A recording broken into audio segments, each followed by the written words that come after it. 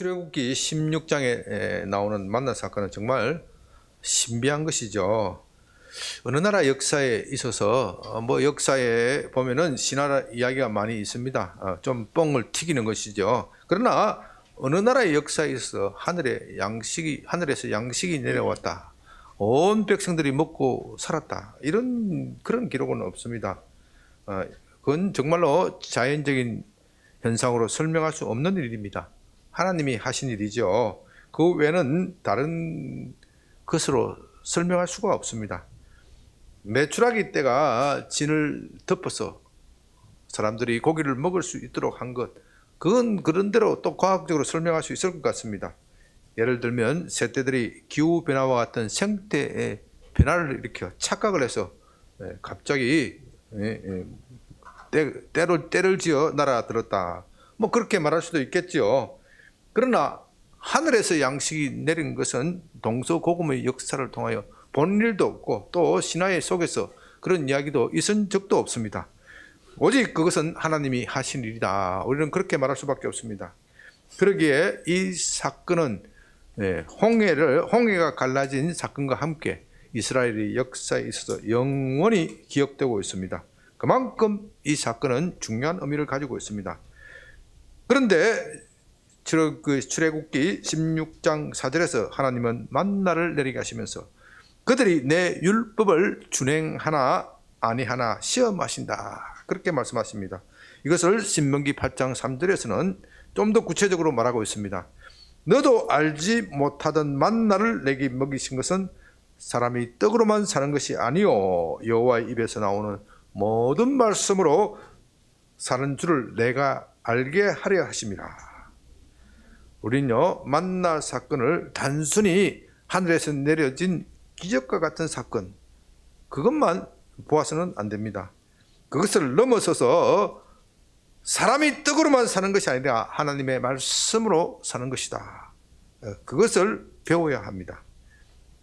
그런 점에서 저는 만나 사건을 지난 주일에 하늘이 열리는 사건이다. 하늘이 열리는 사건이다. 그 만나 사건을 통해서 열린 하늘을 통하여 그 하나님을 보아야 된다. 우리가 만나 사건을 통하여 하나님을 보아야 합니다. 아무리 어려운 상황을 만나더라도 하나님을 보면, 하늘을 보면 하늘이 열려 있고 그 하늘을 통하여 도우시는 하나님을 만나게 될 것입니다. 모든 것이 잘 되게 되어 있습니다.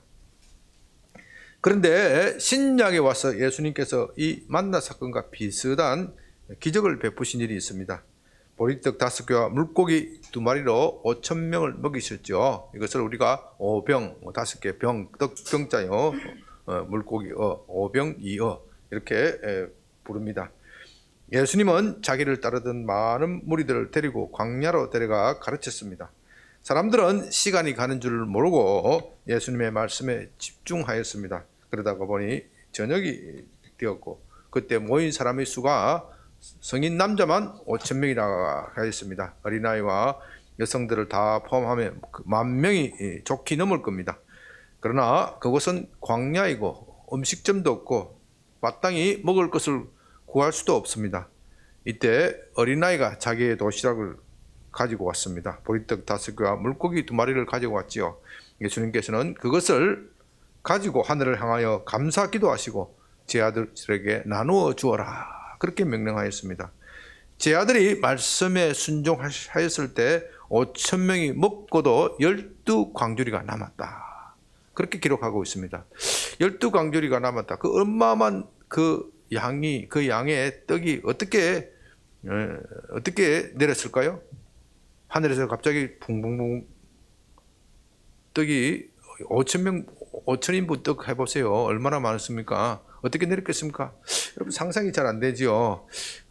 하늘에서 갑자기 트럭으로 떡이 내린 것도 아닐 것이고 제 주님께서 제자들에게 나누어 줬을 때 그 떡이 12제자들에게 나누어 줬을 때 떡이 줬는데도 어떻게 해요? 또 생기고 얼마나 재밌었겠어요? 제자들이 12제자들이 떡을 나누어 줬을 때 얼마나 재밌었겠어요? 떡 떼어주는데 또 있다. 이거 얼마나 신기한 사건입니까? 이 사건을 보고 사람들은 오늘 본문의 만나 사건을 기억하였습니다. 그래서 그들은 예수님께 묻습니다. 요한복음 6장 30절 31절 우리가 보고 당신을 믿도록 행하는 표적이 무엇입니까? 기록된 바 하늘에서 그들에게 떡을 주어 먹게 하였다 함과 같이 우리 조상들은 광야에서 만나를 먹었나이다. 그 말은 모세는 하늘에서 양식을 내리게 하여 우리 조상들이 매일과 같이 먹게 하였습니다. 당신이 정말로 하늘로부터 온 메시아라면 우리에게 그런 기적을 행해 주실 것을 기대합니다. 그런 뜻입니다. 그러나 예수님은 그들의 요구를 사늘하게 거절합니다. 그 대신 요한복음 6장 49절에서 너희 조상들은 광야에서 만나를 먹었어도 죽었다. 그렇게 대꾸하십니다. 그러면서 만나 이 자체가 실체가 아니라는 것이죠. 만나 그 자체가 실체가 아니라는 것입니다. 예수님의 말씀은 옳습니다. 만나를 먹은 사람도 다 어떻게 되었어요? 죽었습니다. 그러므로 그것은 실체가 아닙니다. 왜냐하면 그들은 만나를 먹었지만 그것으로 죽지 않는 것이 아닙니다. 사람의 근본적인 문제, 죽음의 문제는 여전히 남아 있습니다. 그래서 예수님은 만나라는 그 겉으로 드러나는 그것만 보지 말고 실체를 봐야 한다. 그렇게 말씀하시는 겁니다. 이제 오늘 본문을 살피면서 이 만나 사건의 실체, 그 참된 의미를 발견하시기 바랍니다. 아멘. 본문 16장 13절 저녁에는 메추라기가 와서 진에 덮이고 아침에는 이슬이 진 주위에 있더니 그 이슬이 마른 후에 광야 지면에 작고 둥글며 서리 같은 것이 있는지라. 이스라엘 자손이 보고 그것이 무엇인지 알지 못하여 서로 이르되 이것이 무엇이냐 하니 모세가 그들에게 이르되 이는 여호와께서 너희에게 주어 먹게 하신 양식이라. 지난주일에 살펴본 바와 같이 만나는 아침 이슬과 함께 내렸습니다. 사람들이 보니까 이슬이 마른 뒤에 마른 자리에 작고 둥글며 서리같이 흰 것이 하얀 송과 같은 것이 남아 있었습니다. 이것을 거두어 먹어보니 맛이 참 기가 막혔습니다. 그들은 이 신비한 식물을 보고 어리둥절하였습니다. 이것이 도대체 무엇인가 하면서 서로 물어보았습니다. 그것이 그대로 그 이름이 되었습니다. 만나라는 뜻은 이것이 무엇인가 하는 것이죠. 16절 여호와께서 이같이 명령하시기를 너희 각 사람은 먹을 만큼 이것을 거둘지니 곧 너희 사람 수요대로 한 사람의 한 오멜씩 거두되 각 사람이 그의 장막에 있는 자들을 위하여 거둘지라 하셨느니라.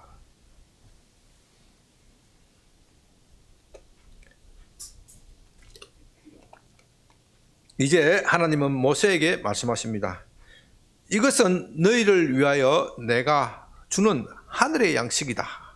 너희 각 사람은 먹을 만큼 거두어라. 각 사람이 한 오멜씩 거두어라.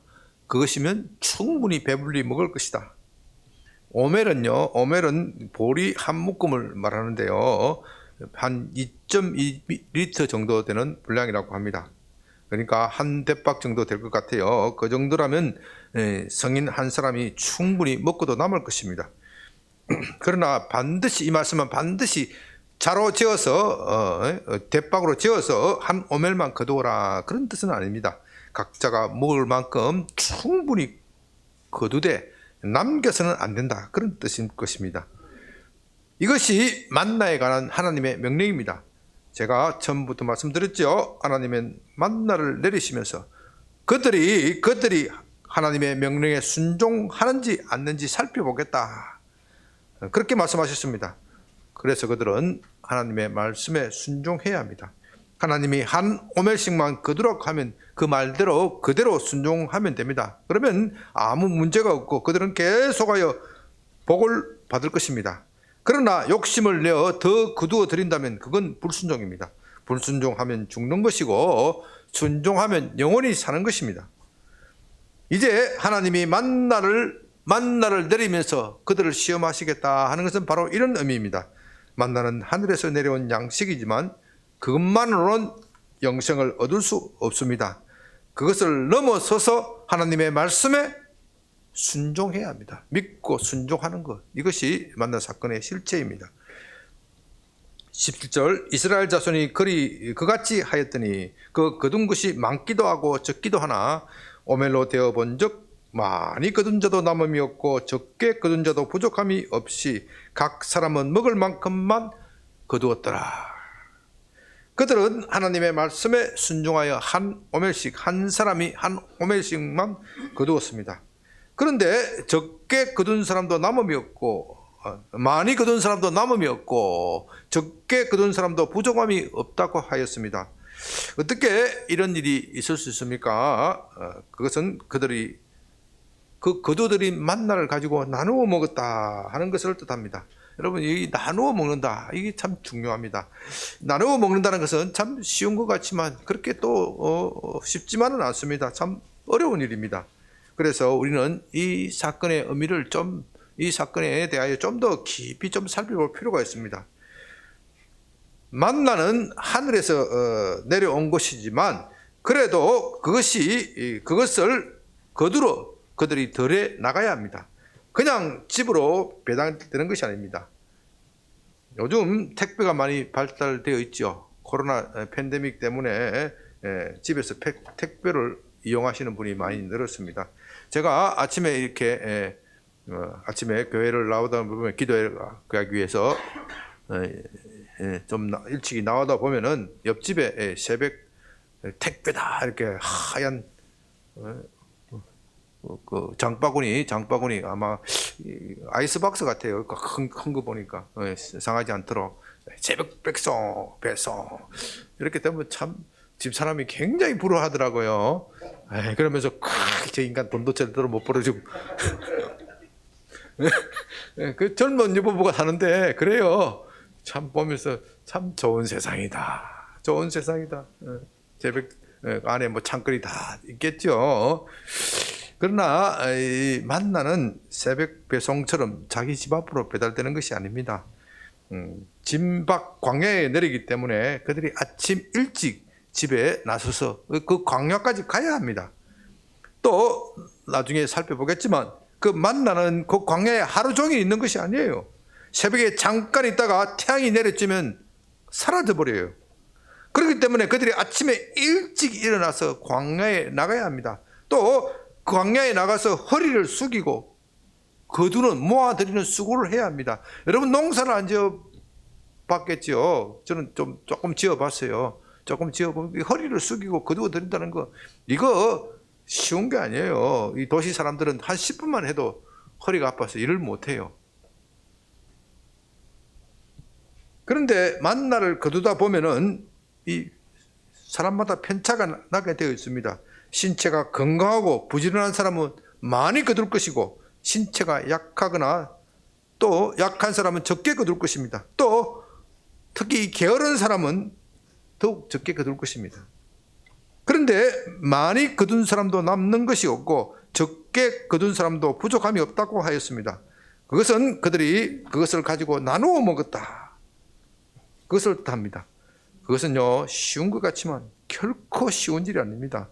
우리 모두 각자 소유욕이 있습니다. 또 정의감이라는 것이 있습니다.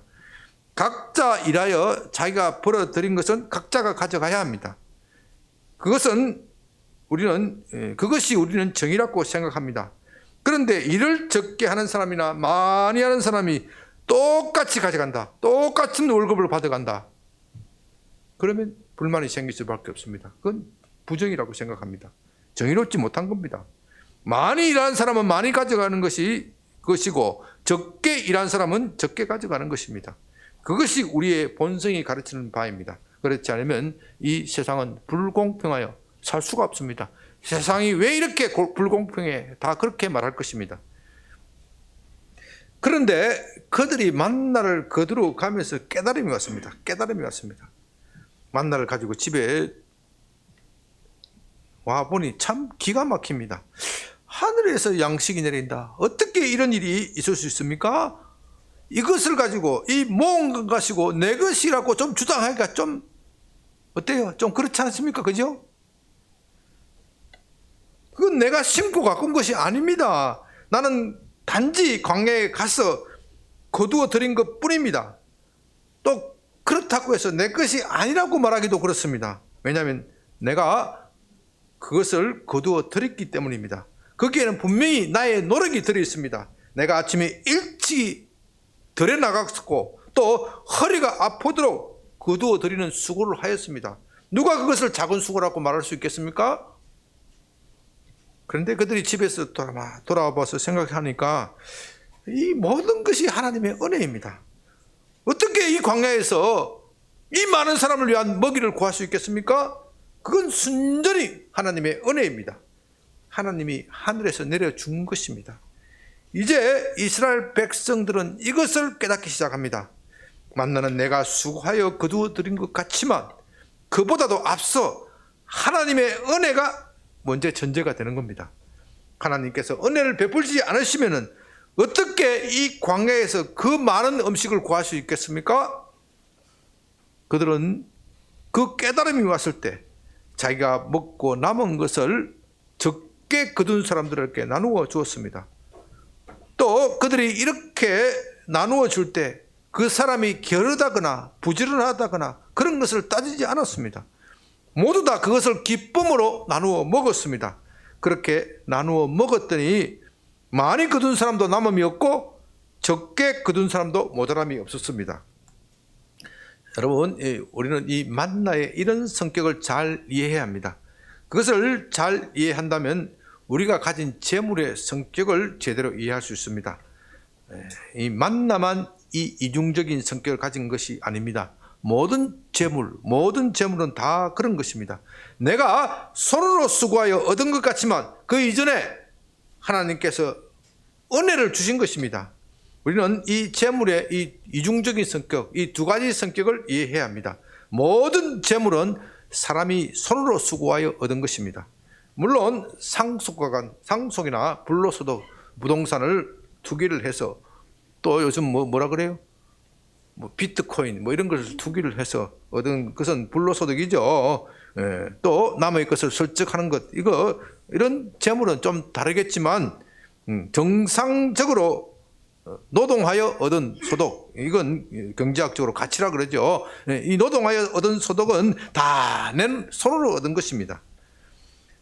그러나 그 이전에 그것은 하나님의 은혜입니다. 하나님께서 내게 은혜를 주시지 않았다면, 내게 건강을 주시지 않았다면, 또 돈을 벌 수 있는 기회를 주시지 않았다면, 직장을 주시지 않았다면 내가 어떻게 그것을 벌어들일 수 있겠습니까? 그렇기 때문에 모든 것이 다 은혜입니다. 그렇다고 해서 하나님의 은혜만 강조해서도 안 됩니다. 내가 수고해야 합니다. 정상적으로 얻은 이 재물이라는 것은 두 가지 성격이 있습니다. 그런데 우리의 믿음이 약해질 때 내가 수고한 것을 강조합니다. 내가 악착같이 모아야 한다. 그렇게 생각하고 열심히 벌어들입니다. 그렇게 되면 그렇게 모은 재물은 어떻게 돼요? 남에게 쉽게 나눠줄 수 있겠습니까? 마음이 인색해지죠. 내가 어떻게 해서 돈을 모았는데 저 인간에게 나눠줘? 저 인간은 일도 안 하지 않나? 게을러. 그 마음이 인색해지게 되어 있죠. 그러나 우리가 하나님의 은혜에 깊이 잠기게 되면요, 내가 수고한 것은 아무것도 아니라는 것을 알게 됩니다. 모든 것이 하나님의 은혜다. 그것이 깨달아집니다. 그렇게 되면 마음이 어떻게 해요? 넉넉해지고 내가 가진 것을 가지고 다른 사람에게 베풀 수가 있습니다. 19절 모세가 그들에게 이르기를 아무든지 아침까지 그것을 남겨두지 말라 하였으나 그들이 모세에게 순종하지 아니하고 들어는 아침까지 두었더니 벌레가 생기고 냄새가 난지라 모세가 그들에게 노하니라. 모든 사람이 이렇게 만나의 정신을 이해한 것은 아닙니다. 아니, 많은 사람들이 그것을 이해하지 못하였습니다. 오늘 지금 만나를 거두러 가면서 그것을 거두면서 무슨 걱정을 했겠습니까? 내일 혹시 만나가 내리지 않으면 어떻게 할 것인가? 그걸 걱정하는 겁니다. 그걸 걱정하면 어떻게 합니까? 어떻게 해야 합니까? 오늘 만나를 거두되 내일 끝까지 모아야 되겠다. 그렇게 하면 내일 혹시라도 만나가 내리지 않으면 하나님이 깜빡하시면은 걱정할 일이 없을 것이다. 아니, 내일 것만 가지고 성이 차지 않습니다. 모세가 말리지 않았다면 한 달치, 아니 1년치, 아니 평생 먹고든 남을 만나를 깡그리 거두어 들였을 것입니다. 아니, 어떤 사람은 그것도 성이 차지 않아서 자자손손 대대로 물려줄 만나를 모았을 것입니다. 그러나 이게 웬일입니까? 아침이 되니 만나가 어떻게 되었어요? 벌레가 나고 냄새가 납니다. 도저히 먹을 수가 없습니다. 만나는 저장이 불가능합니다. 하늘 양식은 저장이 불가능합니다. 매일 그들이 들에 나가서 모아야 했습니다. 그제서야 그들은 만나의 참 정신을 깨닫기 시작합니다. 만나의 참 정신은 하나님을 믿는 데 있습니다. 오늘 만나가 내리다고 내일 내리지 않으면 굶어 죽는 겁니다. 오늘 죽는 것을 내일로 연기한 것일 뿐이죠. 그러나 만나는 내일도 내릴 것입니다. 왜요? 하나님이 그렇게 말씀하셨기 때문입니다. 하나님은 어떠한 일이 있더라도 그 약속을 지키십니다. 그들은 하나님의 성실하심을 믿어야 합니다. 하나님은 거짓말을 하실 수 없는 분, 그것을 믿어야 합니다. 그들은 광야에서 그것을 지금 배우고 있습니다. 21절, 우리가 아침마다 각 사람은 먹을 만큼 거두었고 햇볕이 뜨겁게 쬐면 그것이 쓰러졌더라. 이제 그들은 만나의 참 정신을 배우고 있습니다. 만나는 늘 있는 것이 아닙니다. 아침 이슬과 함께 사라져 버리는 겁니다. 그렇기 때문에 그들이 아침 일찍이 일어나서 들에 나가야 하고 또 부지런히 모아야 합니다. 그러나 그것은 비축이 안 됩니다. 내일까지 두면 어떻게 돼요? 썩어져 버립니다. 이왕에 썩어져 버릴 것이니까 어떻게 해야 돼요? 남에게 인심이나 쓰자. 베풀기도 쉽습니다. 그래서 많이 거둔 사람도 남음이 없고 적게 거둔 사람도 모자람이 없게 되는 겁니다. 이걸 기가 막히는 거예요, 만나가. 이제 이것을 생각하면서 사도행전 4장 32절을 좀 생각해 보았으면 좋겠습니다. 믿는 무리가 한 마음과 한 뜻이 되어 모든 물건을 서로 통용하고 자기 재물을 조금이라도 자기 것이라고 하는 이가 하나도 없더라. 이 초대교회 공동체, 사도행전 4장에 나오는 초대교회 공동체는요, 모든 사회혁명을 꿈꾸는 사람의 참 모델입니다. 심지어 공산주의자들도 그들의 원형을 여기서 발견하였다. 그렇게 말합니다. 그런데 왜 초대교회는 그것을 성취하였고 다른 사회계획은 다 실패합니까? 여러분, 이걸 잘 이해해야 합니다. 이걸 잘 이해해야 만나 사건의 실체를 이해할 수 있습니다. 사도행전 4장에 나오는 초대 교회 공동체는요, 만나 사건의 연장선상에 있습니다. 우리는 만나 사건을 제대로 이해하기 위해서는 이 사도행전 4장에 나오는 초대 교회 공동체를 살펴볼 필요가 있습니다. 제가 조금 전에 만나는 사람들이 자기 손으로 모은 것이지만 그보다 앞서는 것은 무엇이라고 그랬죠? 하나님의 은혜입니다. 하나님의 은혜입니다. 만나뿐만 아니고요, 모든 재물, 모든 정상적으로 취득한 재물, 경제학적으로 용어로 하면 가치, 생산한 가치는요, 가치는 다 그런 성격이 가지고 있는 겁니다. 사람이 모은 것이지만 그에 앞서서 하나님의 은혜입니다. 이 두 가지 성격을 가지고 있습니다. 그런데 사람이 하나님의 은혜를 깨닫지 못하면 그것이 자기의 것이다, 그것만 강조합니다. 내 손으로 수고하여 모은 것인데 어떻게 다른 사람에게 줄 수 있겠습니까? 이렇게만 생각하면 남에게 나누어 주기가 어렵습니다. 남에게 나누어 주지 않을 이유는 얼마든지 있습니다. 우선 저 사람은 게으른 사람인데 아침에 일찍 일어나지도 않았는데 왜 저 인간에게 내가 나누어 줘야 돼? 꼴보기 싫은 인간. 충분히 변명이 되죠. 가난한 사람은 다 이유가 있는 거야. 게을러서 가난한 것인데 그 대가를 치러야 합니다. 그것이 정의입니다. 우리는 그렇게 생각합니다. 그러나 가난한 사람들은 반드시 게을러서 그런 것만은 아닙니다. 신체적으로 약한 사람도 있습니다. 또 신체는 겉보기는 멀쩡하지만 마음이 붉은 사람이 있어요. 마음에 상처가 있어. 요즘 또 우울증 환자가 얼마나 많습니까? 우울증 환자는 일을 하고 싶어도 일을 하고 싶은 뭐가 없어요? 의욕이 없어요. 의욕이 없어. 의욕이 없어. 게으른 데는 또 다 이유가 있는 겁니다. 그런 사람은요, 부지런한 사람이 모든 것을 다 차지하는 데 대해서 제대로 이해할 수가 없습니다. 이 세상은 불공평하다고 생각합니다. 나는 태어날 때부터 이렇게 된 걸 어떻게 해? 세상이 왜 이렇게 불공평해? 저 사람은 태어날 때부터 부지런하고 재능도 많고 그렇다고 해서 모든 것을 다 차지하는 것, 세상은 너무 불공평하다. 그렇게 말합니다. 그래서 이 세상은 분쟁이 끊어지지 않는 것입니다. 헬라 철학자들은 각자 자기의 몫을 가져가는 것이 정의다. 그렇게 말하였습니다. 지금 정의에 관하여 지금까지도 이 이상의 정의를 할 수가 없다 하는 것이 법학자나 철학자들이 공통적으로 하는 말입니다. 그러나 이 정의만 가지고는 이 세상의 문제는 해결되지 않습니다. 더욱더 시끄럽고 복잡해집니다. 각자 내 것이 무엇이냐? 각자 보기에 따라서 자기 몫을 확대하는 것이죠. 그러니까 이 세상은 복잡한 그것만 가지고는 이 세상의 문제를 해결할 수 없습니다. 그보다 앞서서 사랑이 있어야 됩니다. 사랑이 있어야 돼요. 이 사랑이 있어야 이 세상이 행복해지는 겁니다. 정의도 있어야지만 사랑이 있어야 합니다. 사랑이 있어야 내가 가진 재물을 가지고 남에게 나눠줄 수 있습니다. 사랑이 있어야 많이 거둔 사람도 남은 것이 없고 적게 거둔 사람도 모자람이 없는 사회가 되는 겁니다. 그러나 이런 사랑을 실천하기가 쉽지가 않습니다. 어렵습니다. 누가 그렇게 자기가 가진 것을 가지고 남에게 나눠줄 수 있습니까? 오직 이것은 하나님의 은혜를 깨달아야 가능한 일입니다. 우리 인간은 모두 약합니다. 본성적으로 이기적입니다. 하나님의 은혜를 깨닫지 못하면 우리 본성적인 이기심을 고칠 수가 없습니다. 그러나 하나님의 은혜가 임하면 달라집니다. 하나님의 은혜가 임하면 만나는, 우선 보십시오. 만나는 오늘만 내리는 것이 아니라 내일도 내린다 하는 그 확신이 있습니다.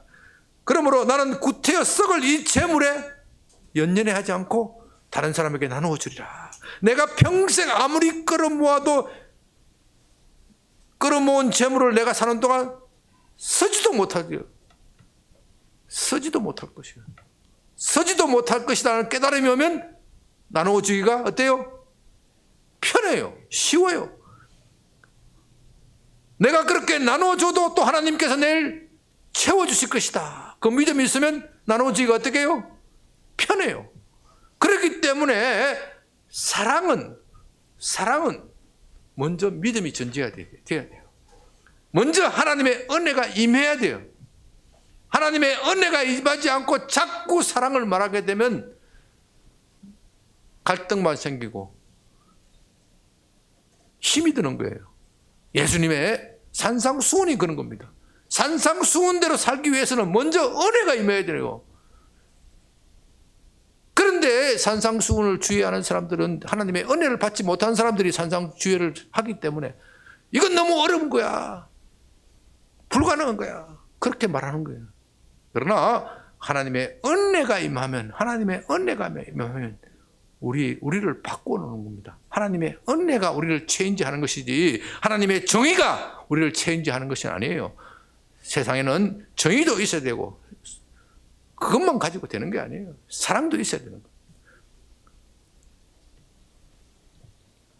그런데 이 역사적으로 보면요, 이 초대교회 공동체를 모방하다가 실패한 사례들이 수두룩 있습니다.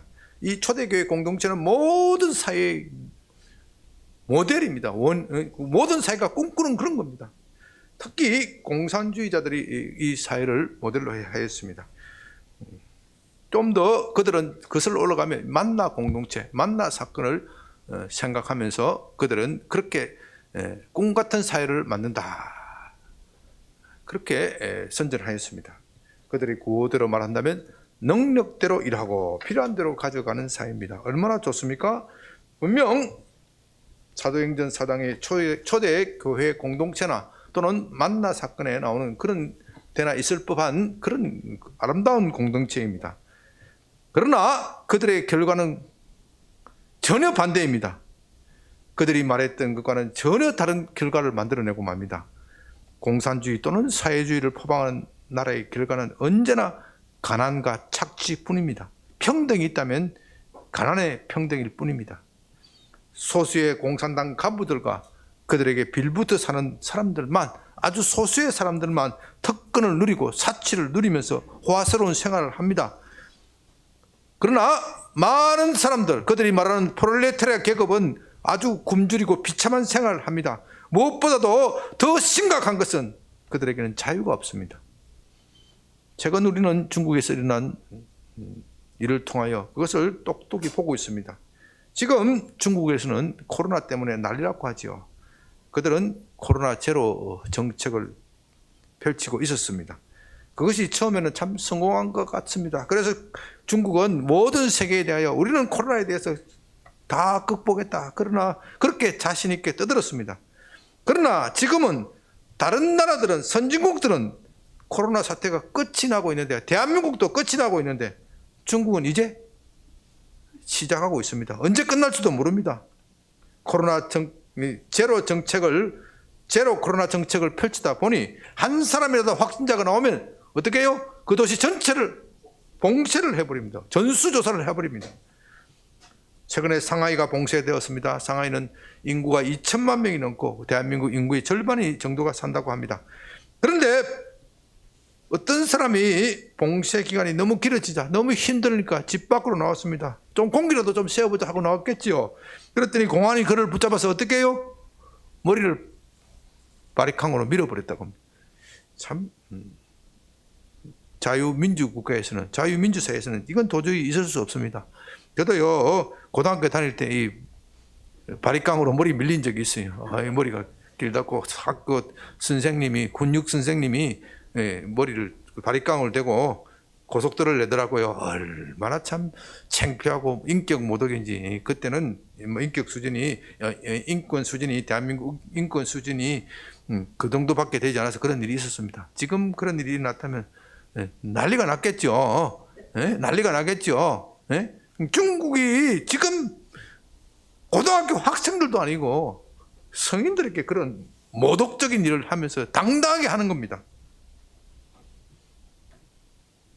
왜 노동자 농민의 천국이라는 중국이 이 지경이 되었습니까?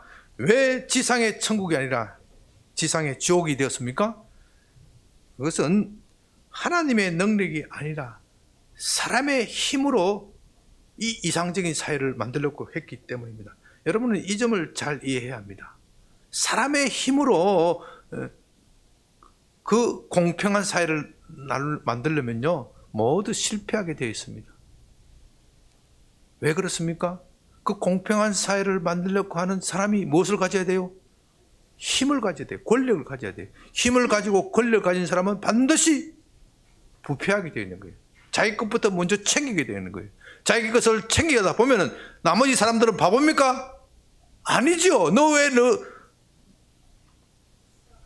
너만 그렇게 많이 가져가? 그 사람들의 반대를 어떻게 돼요? 억눌러야 돼요. 억누르다 보면 거기에 탄압이 일어나고 선독이 일어나고 세뇌가 일어나는 거예요. 그렇게 하다가 독재 국가로 가는 겁니다. 이런 문제에 대해서는 다음에 제가 매달 한 번씩 특강하는 사회주의로 마르크시즘으로 포위된 교회라는 특강 시간에 좀 자세히 말씀을 드릴 겁니다. 잘 들으셔야 됩니다.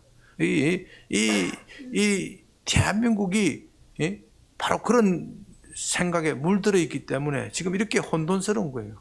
하나님의 은혜가 대한민국을 살린다 이렇게 믿어야 되는데 아니야. 정치 권력이 대한민국이 살려줄 거야.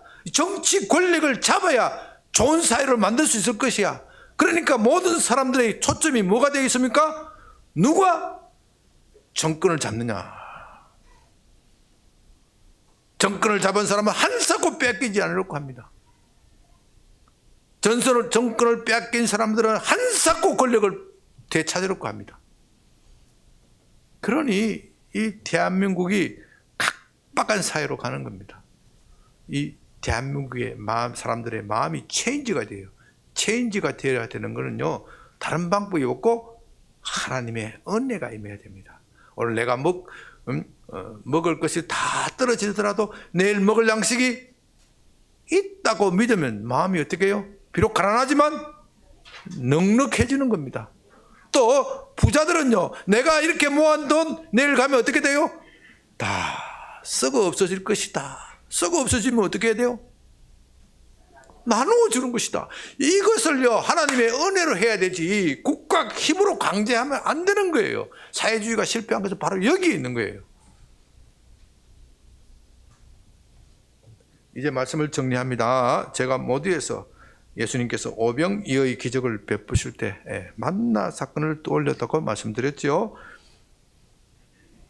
그러면서 그들은 예수님에게 당신이 정말로 하늘로부터 오신 메시아라면 오병이어의 기적보다도 더 화끈한 기적을 보여주세요.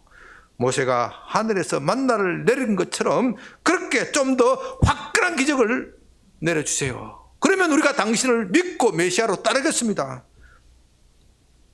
그들이 말하는 화끈한 기적은요, 모세가 하늘에서 불이 내려서, 하늘에서 우박이 내리고 불이 내려서 이집트를 불태우고 홍해를 가르고 그렇게 해서 이스라엘 백성들을 구해낸 것처럼 그렇게 좀 해달라. 이 로마를 박살내어달라. 그래서 로마가 아니라 예루살렘이 세계의 중심이 되는 것을 보고 싶다. 로마 제국이 아니라 유대 제국이 패권 국가가 되는 그런 나라를 만들어달라. 그걸 요구를 하는 겁니다. 예수님은 그들에게 말씀하십니다. 너희 조상들은 만나를 먹어도 죽었다. 오늘 먹고 내일 죽을 양식을 위하여 일하지 말고 영생하도록 있는 양식을 위하여 일하라. 그렇게 말씀하십니다. 그 말씀의 뜻은 로마 제국도 잠깐이고 유대 제국 그런 것이 있다면 그것도 잠깐이다. 그런 것에 연연하지 말라. 그런 것을 위하여 일하지 말고 하나님을 위하여 일하라. 그러자 사람들이 묻습니다. 우리가 어떻게 해야 하나님의 일을 할 수 있습니까? 예수님은 말씀하십니다. 하나님께서 보내신 일을 믿는 것이 곧 하나님의 일이다. 다시 말해서 예수님을 믿는 것이 하나님의 일이다.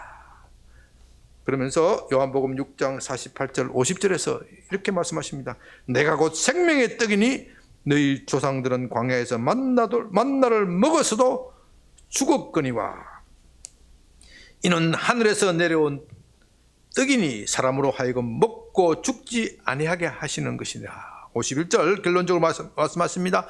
나는 하늘에서 내려온 살아있는 떡이니 사람이 이 떡을 먹으면 영생하리라. 내가 줄 떡은 세상을 위한, 세상의 생명을 위한 내 살이니라.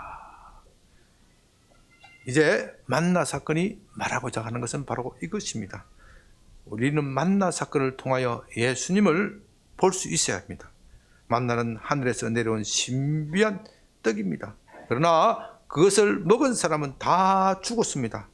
그것이 신비한 것이지만 그것만으로는 부족합니다. 그렇기 때문에 만나의 참된 의미는 만나를 주시는 그 하나님을 보라는 겁니다. 그 하나님을 믿으라는 겁니다. 그 하나님을 믿으면 모든 것이 잘 되게 되어 있다. 이것이 만나의 참된 의미입니다. 예수님은 바로 그 말씀을 하시는 겁니다. 나는 하늘에서 내려온 살아있는 떡이다. 사람들이 이 떡을 먹으면 다 영생할 것이다. 내가 줄 떡은 나의 살이다. 그렇기 때문에 이 사건은 곧 이 예수님의 말씀은 예수님의 십자가 사건을 말하는 것입니다. 예수님은 우리 죄를 속죄하기 위하여 십자가에서 창에 찔리고 또 피를 흘렸습니다. 이제 그 십자가 사건을 바라보면서 자기의 죄를 회개하는 사람은 구원을 받습니다. 영원한 생명을 얻습니다. 하나님의 은혜에 잠기게 됩니다. 예수님은 이것을 가리켜 자기의 쌀이, 자기의 희생, 자기 몸으로 드리는 희생 제물이 곧 하늘에서 내려온 살아있는 떡이다. 그렇게 말씀하시는 겁니다. 예수님을 믿는다는 것은 곧 하나님을 믿는다는 것입니다. 그 두 가지는 동일한 것입니다. 그래서 우리는 만나 사건을 통하여 예수님을 매일 만나야 합니다. 만나는 매일 먹는 것이죠. 그와 같이 이 예수님의 사건은 우리가 매일처럼 만나야 됩니다. 오늘 우리가 성찬식을 거행할 것인데, 바로 성찬식은 바로 그런 의미입니다. 성찬에 떡과 잔을 받으면서 하늘의 신령한 음식인 예수님을 만나시기 바랍니다. 그리고 또한 우리가 5월 29일에는 전도대회로 작정하였습니다. 많은 사람들이 코로나로 인하여 지치고 피곤하고 정말 힘들었습니다. 이 생명이신 예수님을 우리가 열심으로 전합시다. 아멘.